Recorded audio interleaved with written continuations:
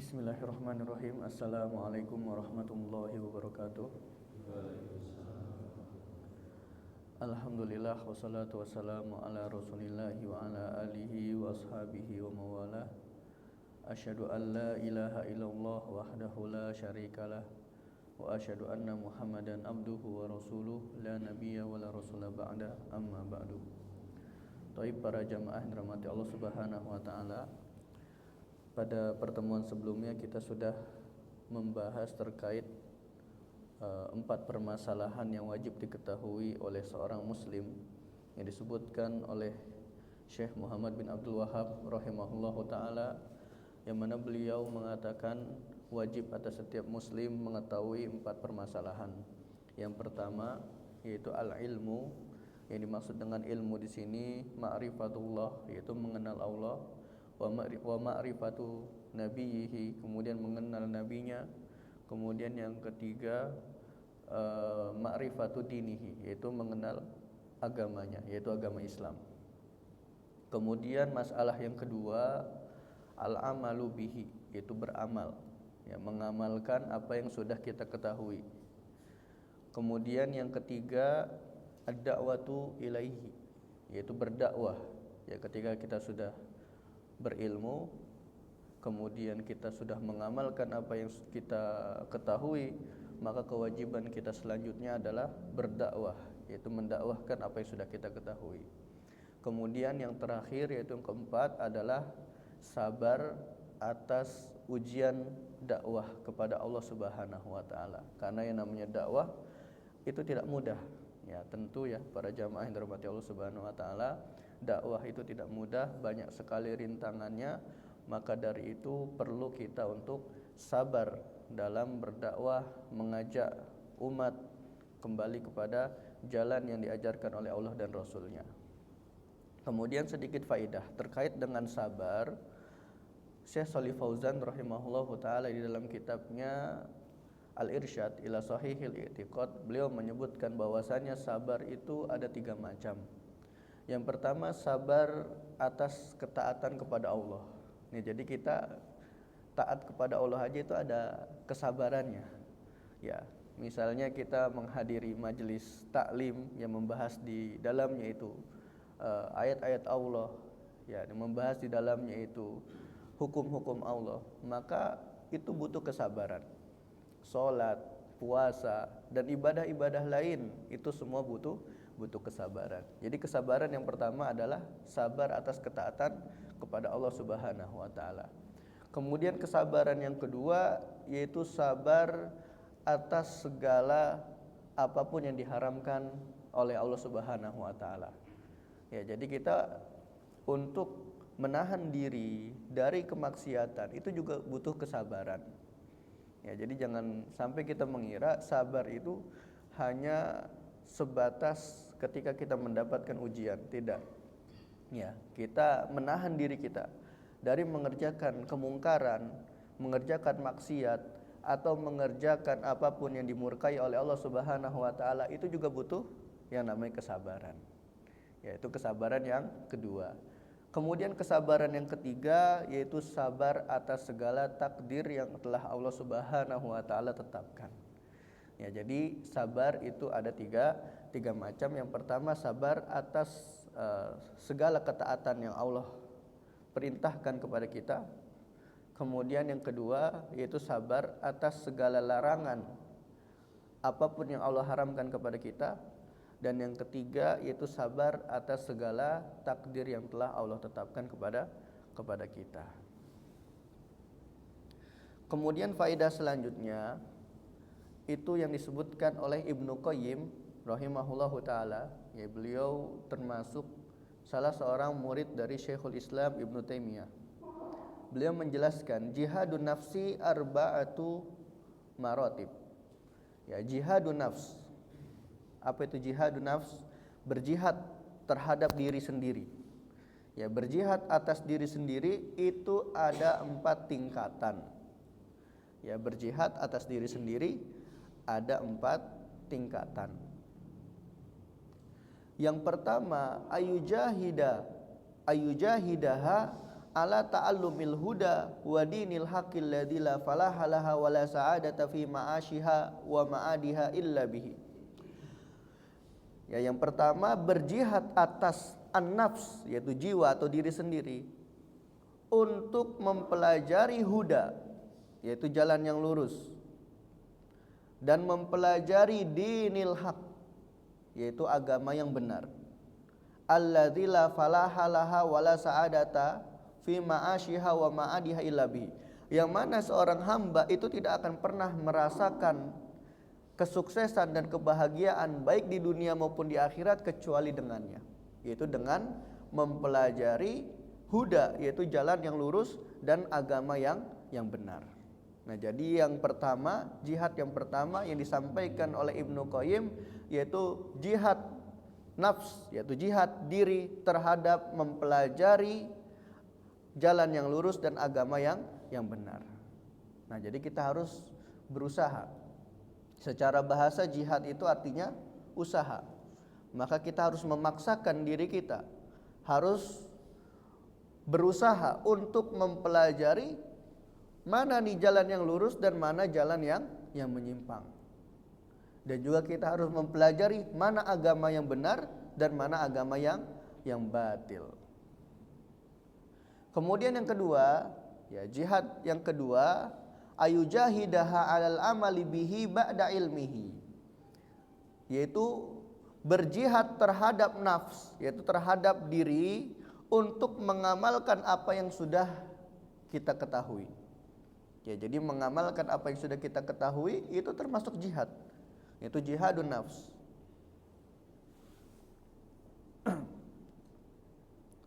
Kemudian yang ketiga, ayujahidaha ala da'wati ilaihi wa ta'limihi man la ya'lamuhu.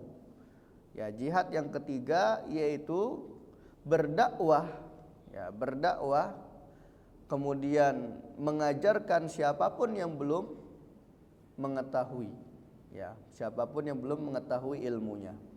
Ya, jadi ketika kita sudah mempelajari dinul haq, sudah mempelajari jalan yang lurus, kemudian kita mengamalkannya, ya, kita berusaha semaksimal mungkin untuk berada di atas jalan yang lurus. Kemudian yang ketiga, kita dakwahkan jalan yang lurus tersebut kepada umat Nabi Muhammad SAW. Kemudian yang terakhir, yang keempat, ayujahidaha ala sabri ala masyaqqid da'wati ilallah. Ya, kita harus berjihad dengan bersabar, ya, bersabar terhadap apapun nanti ujian dan masyaqqah, ya, kesulitan kita ketika berdakwah mengajak umat ini kepada jalan Allah dan Rasulnya.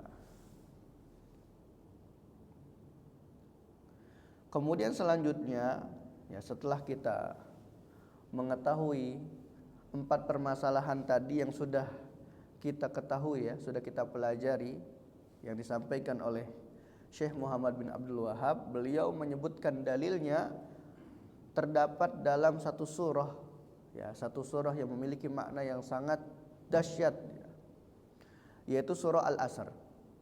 Wad dalilu qauluhu ta'ala. Dalil dari keempat permasalahan tadi yang sudah kita sebutkan itu semua ada di dalam surah Al-Asr, yang mana Allah Subhanahu wa taala berfirman, wal asri innal insana lafi khusr illal ladzina amanu wa amilus solihat wa tawasau bil haq wa tawasau bis sabr. Ya, kita bisa perhatikan, ya, surah Al-Asr ini. Yang pertama, Allah Subhanahu wa taala membuka surah ini dengan sumpah, yaitu wal asr. Apa dalilnya bahwasanya ini adalah sumpah? Kita bisa melihat harokat terakhir dari asr. Apa harokatnya? Kasroh. Ya, artinya waw di sini adalah waw sumpah dalam bahasa Arabnya. Maka maknanya wal asri, demi masa. Yang disebutkan di dalam ayat lain, Allah Subhanahu wa taala berfirman, laqas innahu laqasamu law ta'lamuna adzim. Sesungguhnya Allah Subhanahu wa taala apabila bersumpah atas sesuatu, maka ketahuilah bahwasanya sesuatu itu adalah hal yang sangat besar. Di sini Allah Subhanahu wa taala bersumpah atas apa? Atas waktu, atas masa. Maka dari itu kita ketahui waktu ini adalah sesuatu yang sangat besar, sesuatu yang sangat agung. 1 detik pun terlewat itu tidak akan pernah bisa kembali. Maka dari itu di ayat selanjutnya Allah Subhanahu wa taala berfirman, innal insana lafi khusr. Ya, di sini bisa kita perhatikan ya.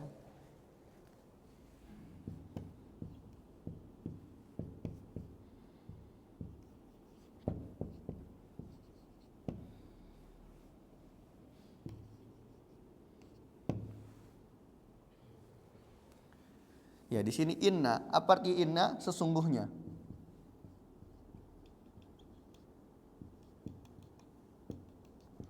Atau di dalam bahasa Arab disebut sebagai takkid.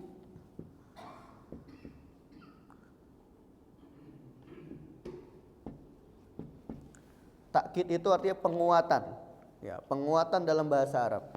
Innal insana, insana artinya apa? Manusia. Manusia. Ya, al-insan di sini kemasukan alif lam yang artinya kullu. Kullu itu artinya semua. Jadi alif lam di sini disebut sebagai alif lam istighraqiyah yang bermakna kullu, yang maknanya semua.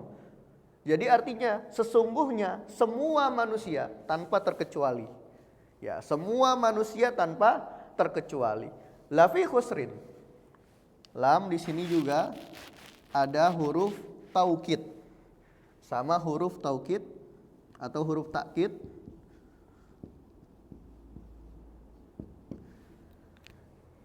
Fi artinya di dalam, khusr artinya kerugian.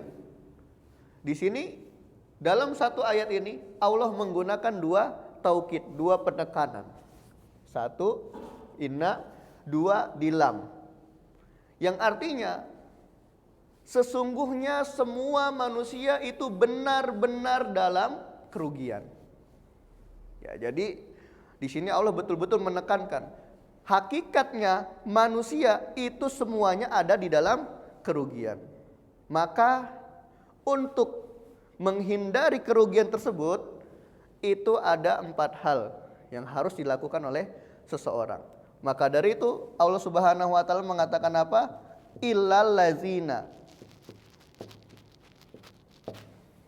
Ya, illa ini disebut sebagai huruf istisna, yaitu huruf pengecualian.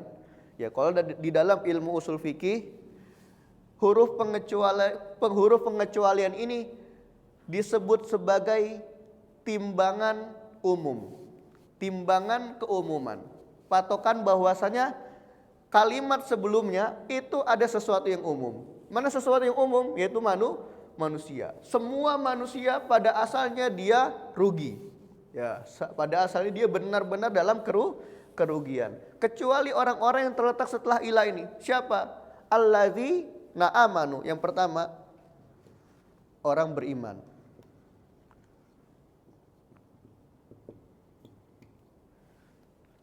Ya, kecuali orang-orang yang beriman yang pertama. Beriman saja ternyata belum cukup. Maka dari itu illalladzina amanu, wow, di sini ada huruf athof. Ya, huruf athof itu yang dia berfungsi kalimat yang terletak setelah wow itu mengambil hukum yang sebelum wow. Illalladzina amanu wa amilus solihat. Kemudian yang kedua, beramal soleh. Setelah beriman di sini artinya al-ilmu. Kemudian yang kedua beramal soleh. Wa amilus solihati wa tawasau bil haq. Kemudian yang ketiga itu saling menasehati.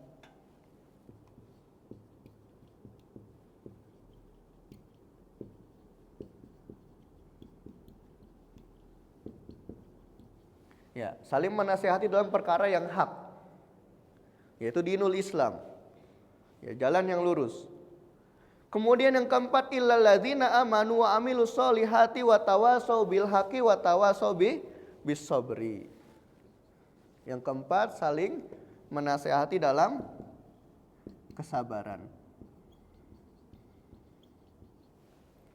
Nah, inilah dia orang-orang yang akan selamat dari kerugian.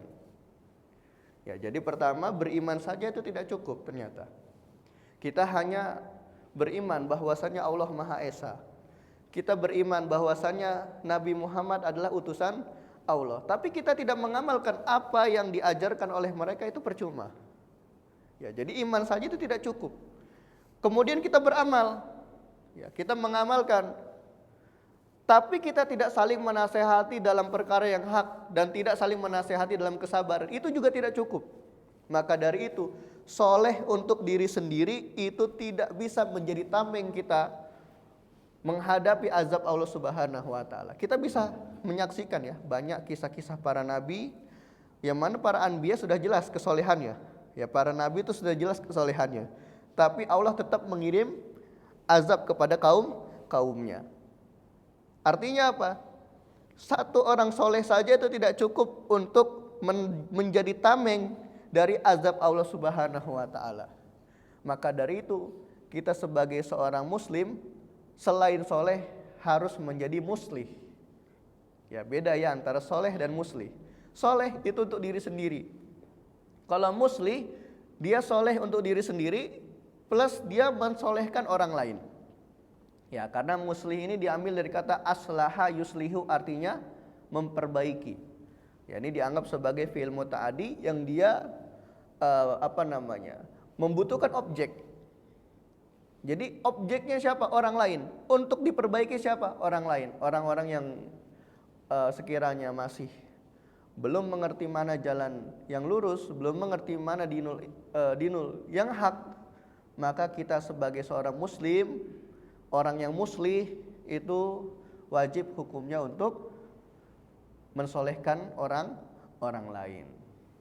Ya, ini sedikit faedah ya. Illal ladzina amanu wa amilus solihati wa tawassaw bil haqqi wa tawassaw bis sabr. Nah, ini dia dalil dari 4 permasalahan yang disebutkan oleh Syekh Muhammad bin Abdul Wahab di awal-awal kitabnya.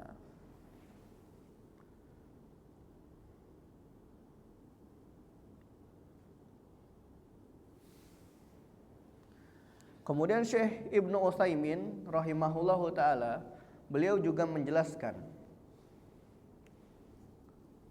falillahi azza wa jal aqsama fi hadhihi surati bil asri ala anna kulla insanin fahuwa fi khaybatin wa khusratin mahma kasura maluhu wa waladuhu wa azuma qadruhu wa syarafuhu.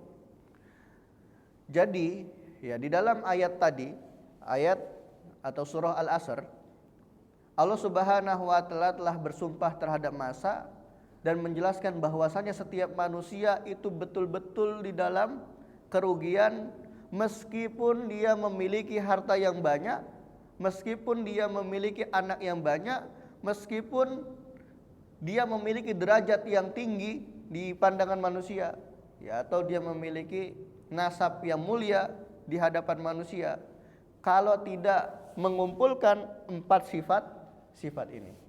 Ya, kalau dia tidak mengumpulkan di dalam dirinya 4 sifat ini, dia tetap dianggap sebagai orang yang rugi. Karena orang yang rugi itu bukan orang yang ada di dunia. Ya, maksudnya apa? Orang yang rugi itu standarnya bukan yang terlihat di dunia.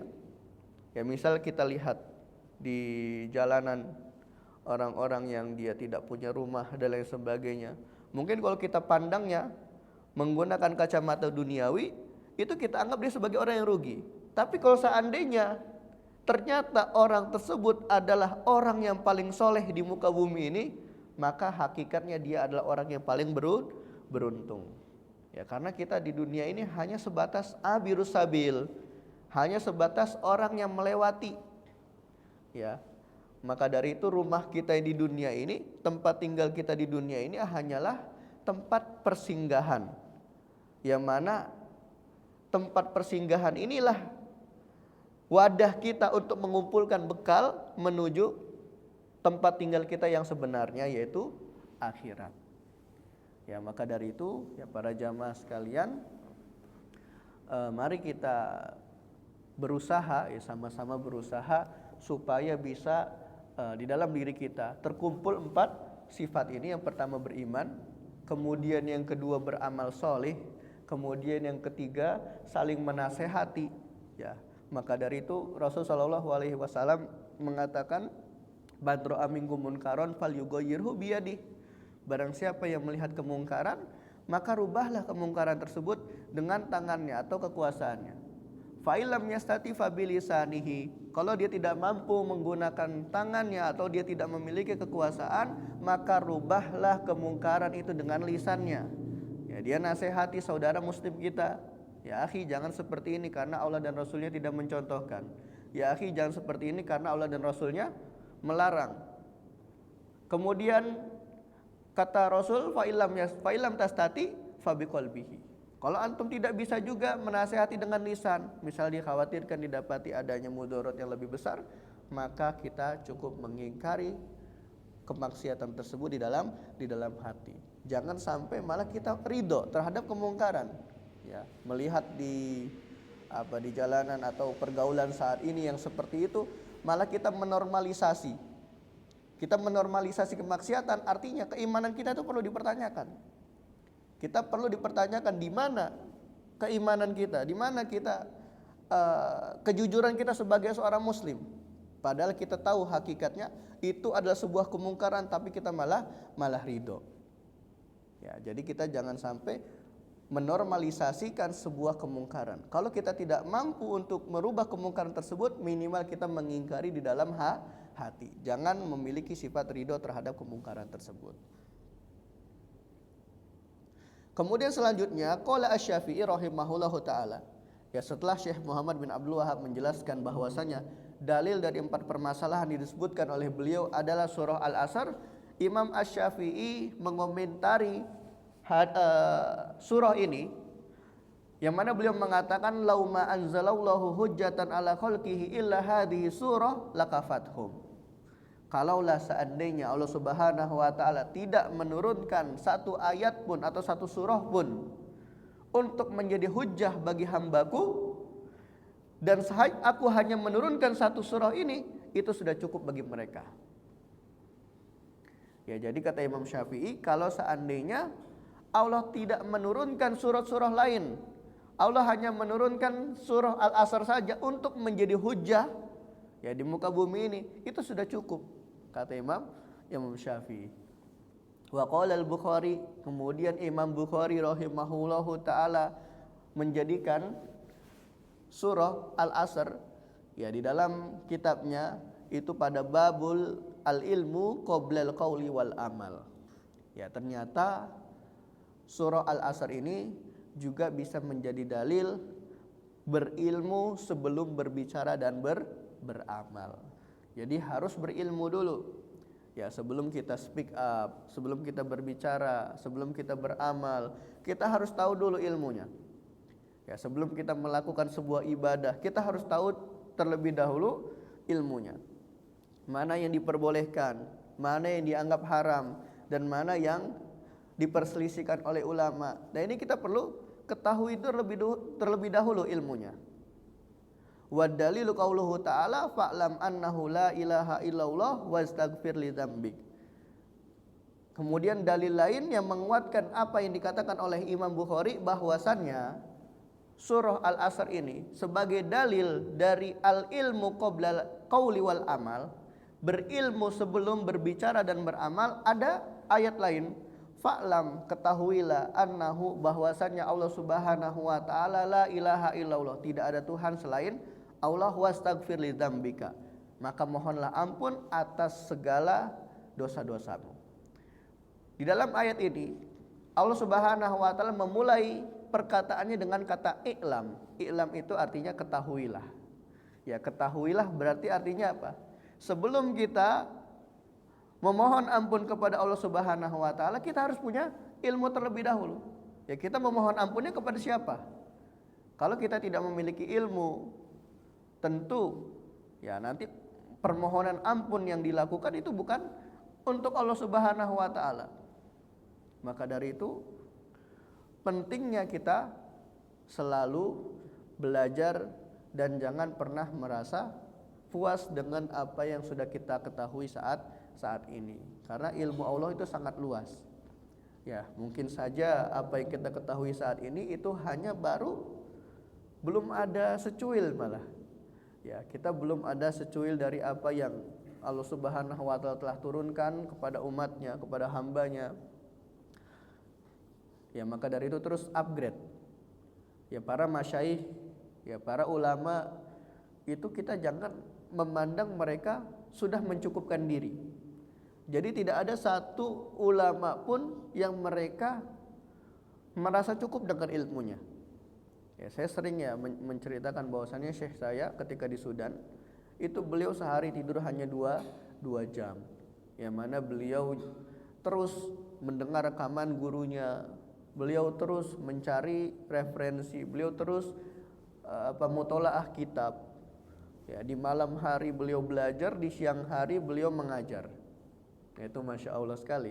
Ini gambarannya seorang ulama. Maka dari itu kita yang di Indonesia ini coba ya mencontoh ya bagaimana para ulama salaf itu mereka belajar. Kok bisa menjadi seorang ulama besar? Kok bisa karyanya itu sangat hebat? Tidak ada tandingannya. Karena apa? Karena cara belajar mereka itu yang benar.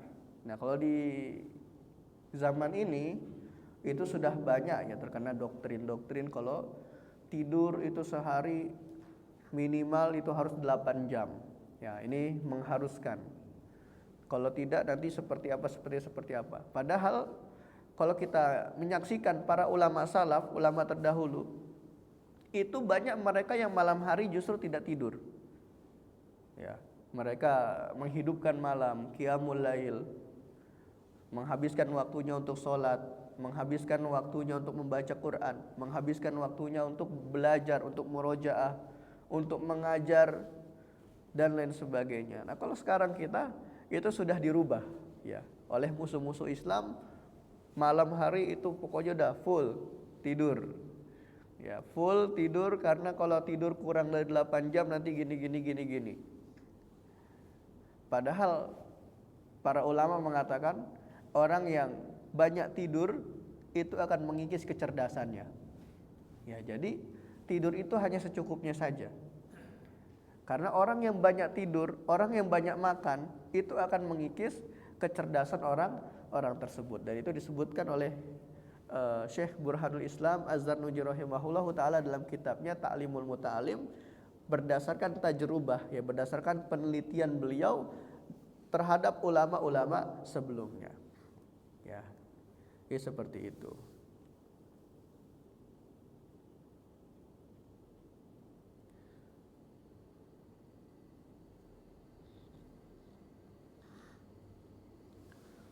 Taib, para jamaah dirahmati Allah Subhanahu wa taala.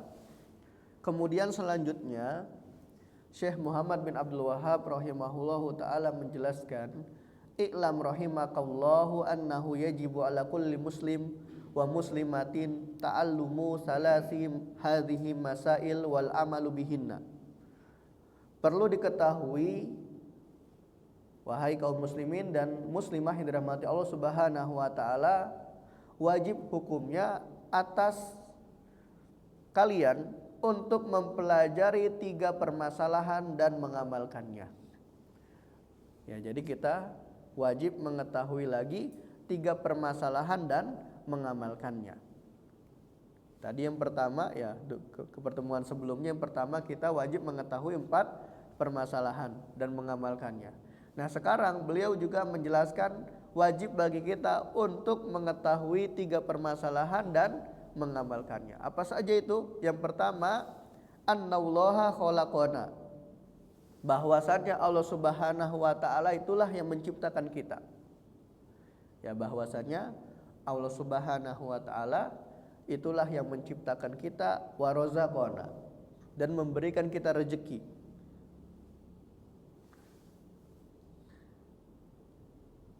Walam yatrukna hamalan, dan tidak meninggalkan kita begitu saja. Walam yatrukna hamalan, dan tidak meninggalkan kita begitu saja. Bal arsala ilaina rasula, bahkan Allah Subhanahu wa taala itu mengutus kepada kita rasul.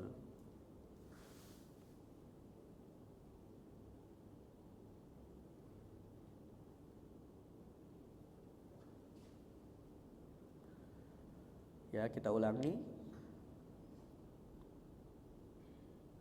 Syekh Muhammad bin Abdul Wahab memberikan pesan kepada kita, i'lam rahimakallah, perlu diketahui, semoga Allah merahmati kita, annahu yajibu ala kulli muslimin wa muslimatin, bahwasanya wajib bagi setiap muslim dan muslimah ta'allumu salasi hadhil masail wal amalu bihinna.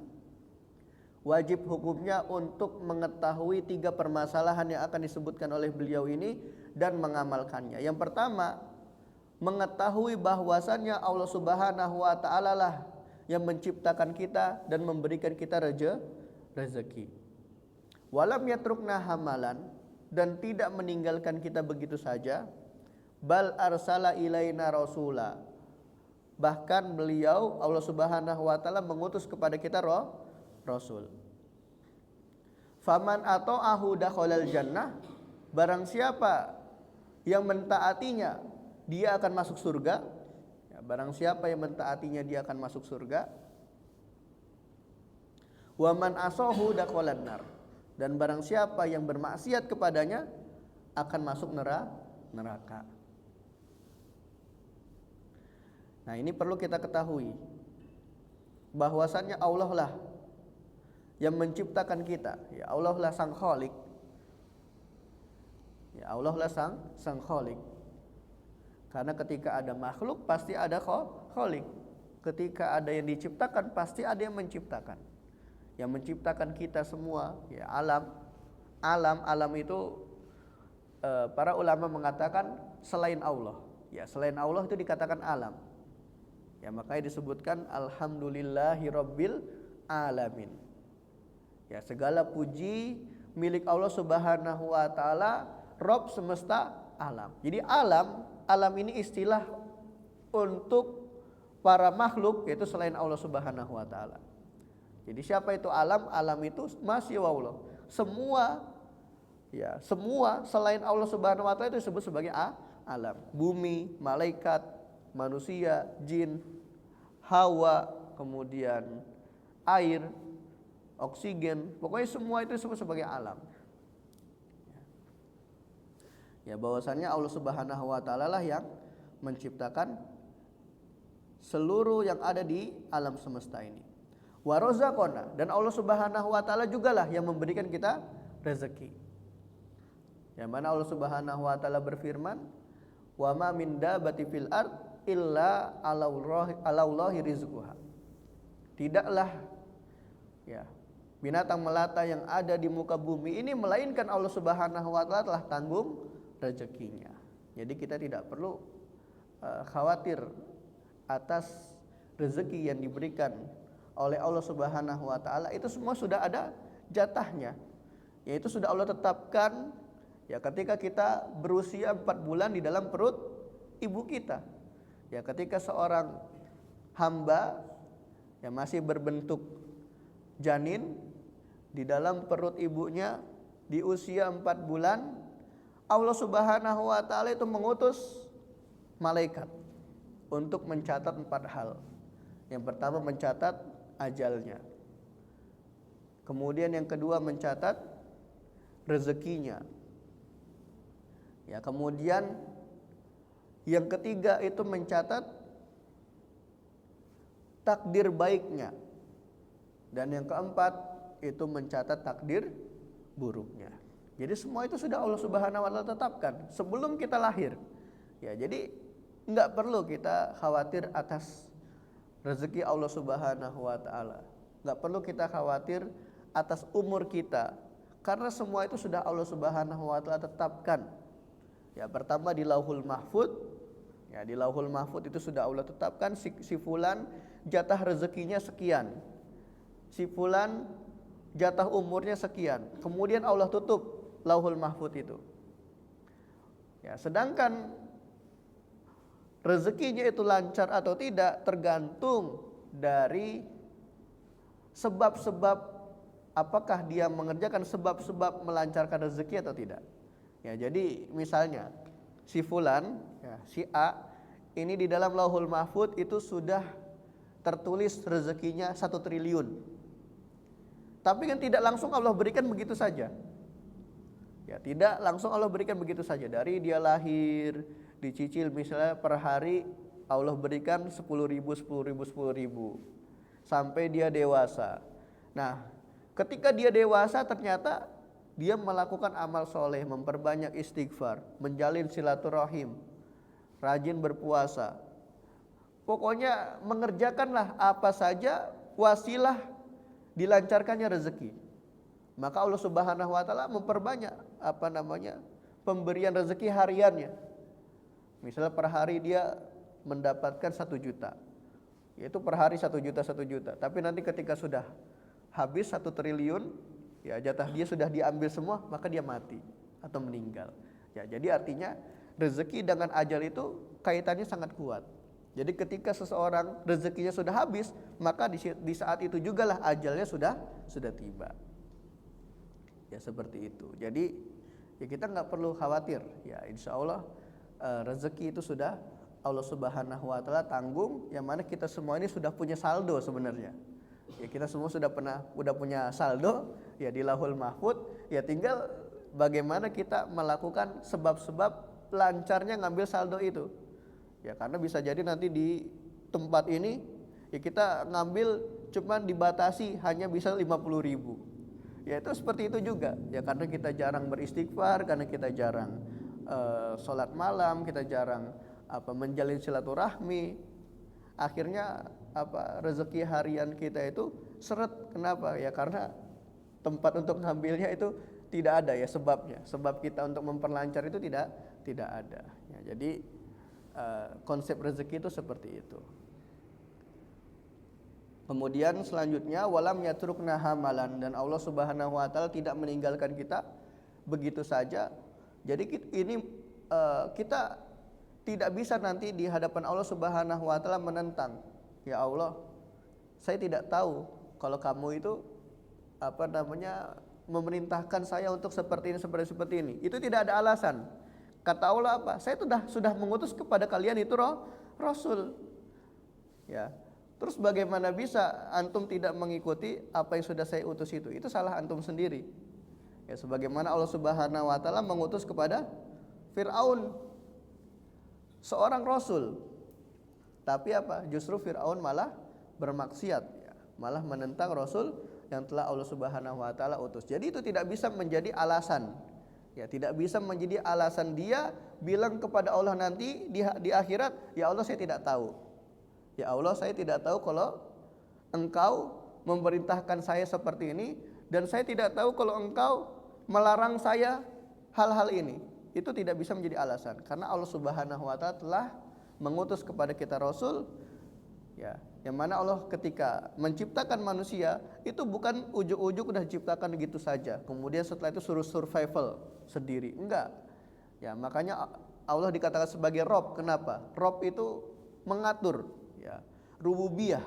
Jadi segala yang ada di muka bumi itu sudah diatur oleh Allah Subhanahu wa taala. Ya, itu bukan berarti ketika Allah menciptakan dah bebas dah kalian mau kayak gimana saja. Enggak, itu semua ada kehendak Allah Subhanahu wa taala. Makanya ada sebuah kaidah, masya'a kana wa malam yasha' lam yakun. Apapun yang Allah kehendaki itu pasti akan terjadi. Wa malam yasha' lam yakun. Dan apapun yang tidak Allah kehendaki itu tidak akan pernah bisa terjadi. Misalnya ada seseorang itu pengen menjahati si B. Ya, si A ini pengen menjahati si B. Misalnya dia pengen membunuh si B. Tapi ketika Allah tidak menghendaki, itu tidak akan mungkin pernah terjadi. Ya, ini juga sebagai dalil bahwasanya kita kemana-mana nggak usah khawatir terhadap orang-orang jahat, tapi kita tetap berdoa kepada Allah Subhanahu wa taala. Karena ketika Allah tidak menghendaki orang itu berbuat buruk kepada kita, keburukan yang dia perbuat itu enggak akan pernah terjadi. Ya, begitupun sebaliknya. Sebesar apapun kita, ya, sebesar apapun seseorang itu ingin memperbaiki nama seseorang, tapi ternyata Allah tahu di baliknya kalau namanya naik dia akan melakukan kemungkaran yang lebih besar atau kezaliman yang lebih besar, maka tidak dikehendaki oleh Allah, maka itu tidak akan pernah terjadi.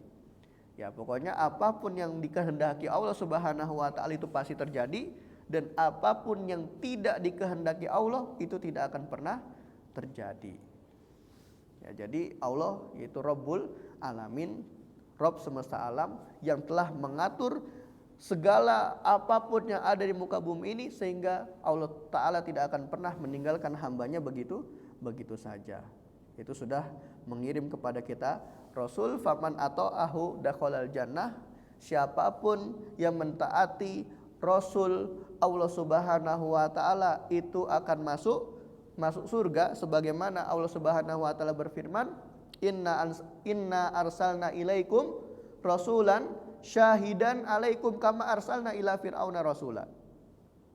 Ya, sesungguhnya kami telah mengutus kepada kalian seorang rasul. Ya. Sebagaimana kami telah mengutus juga kepada Fir'aun itu rasul. Ini khitabnya berarti Allah Subhanahu wa Ta'ala sedang berbicara kepada umat Nabi Muhammad.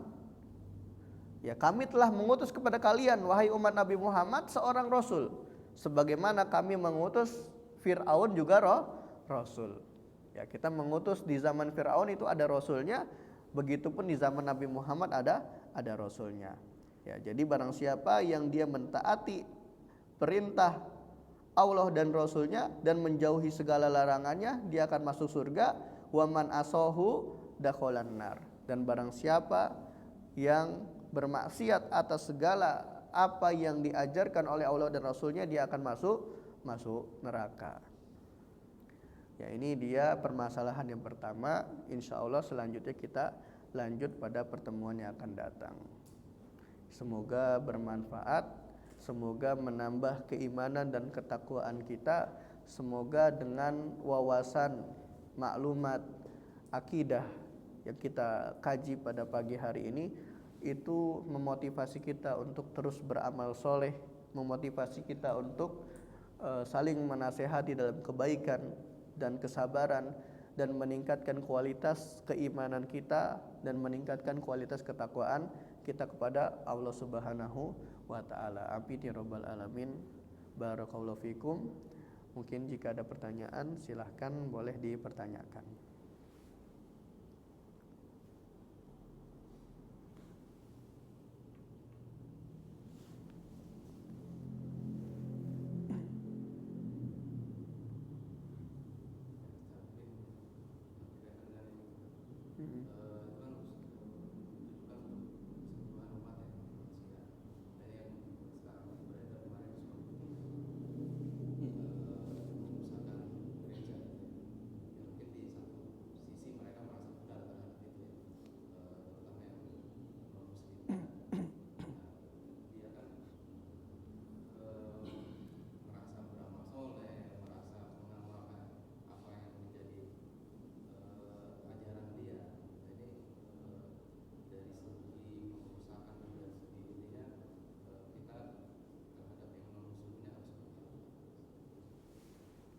Pengerusakan terhadap gereja seperti itu.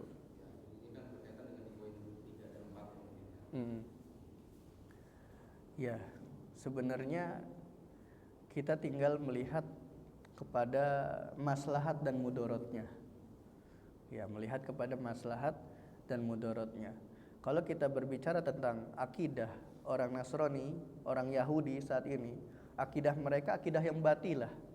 Ya, mereka akidahnya akidah yang batil. Ya, bukan akidah yang sahih, karena dinul haq itu dinul Islam.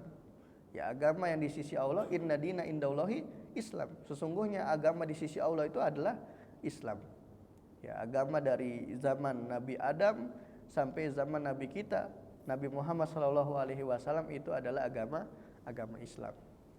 Kemudian bagaimana kondisi ya orang-orang yang dia merusak tempat ibadah yang non muslim? Berbicara tentang ini sebenarnya kalau ditinjau dari sisi syariat itu tidak ada masalah. Ya, tidak ada permasalahan. Kalau dilihat dari hukum syar'i, atau bahkan kalau diniatkan sebagai amar ma'ruf nahi mungkar, itu bisa bernilai pahala.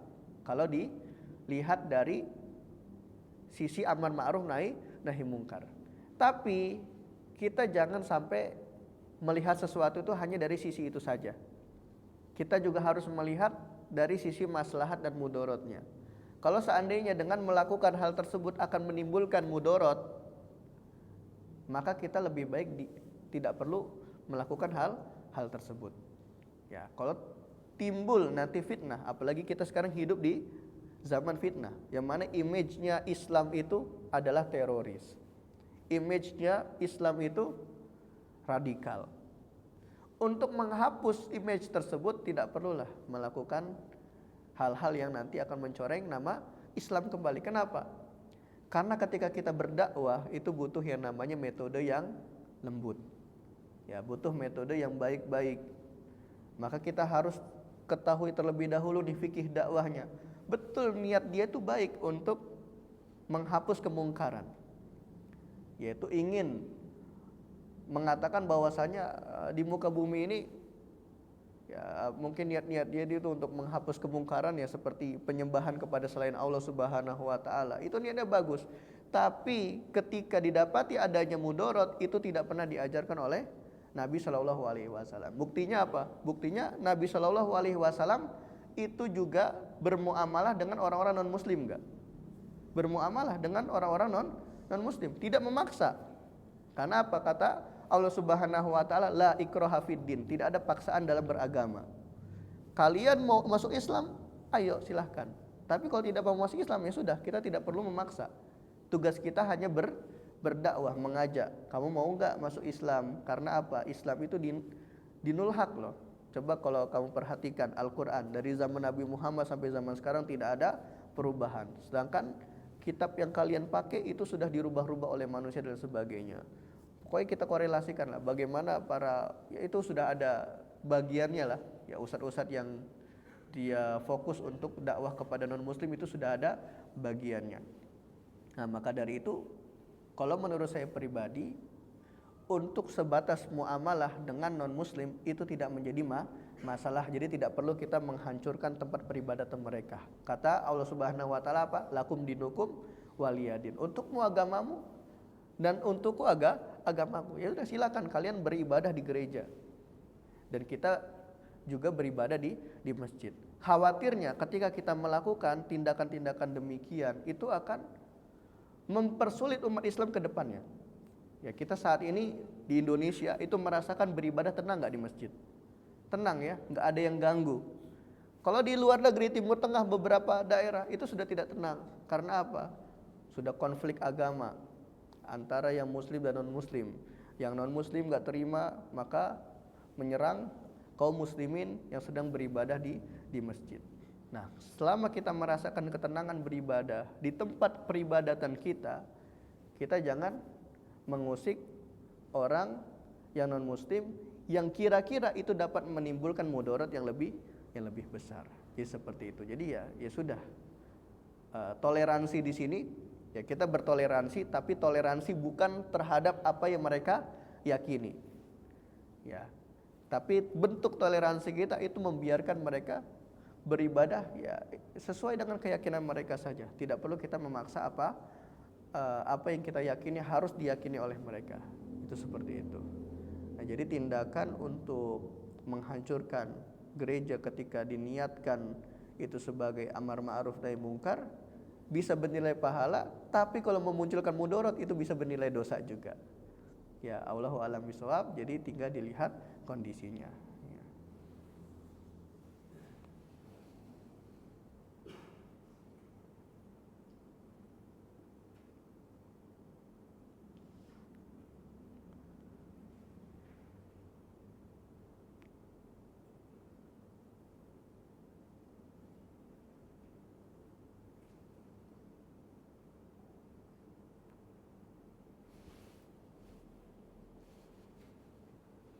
Ada lagi yang lain ditanyakan?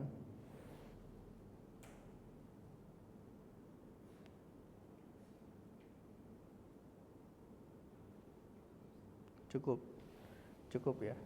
Ya, karena cukup kita akhiri dengan hamdalah. Alhamdulillahirabbil alamin. Wal asri innal insana lafi khusr illa alladzina amanu wa amilus solihati wa tawassaw bil haqqi wa tawassaw bis sabr. Ya, saya kembalikan kepada pembawa acara. Assalamualaikum warahmatullahi wabarakatuh.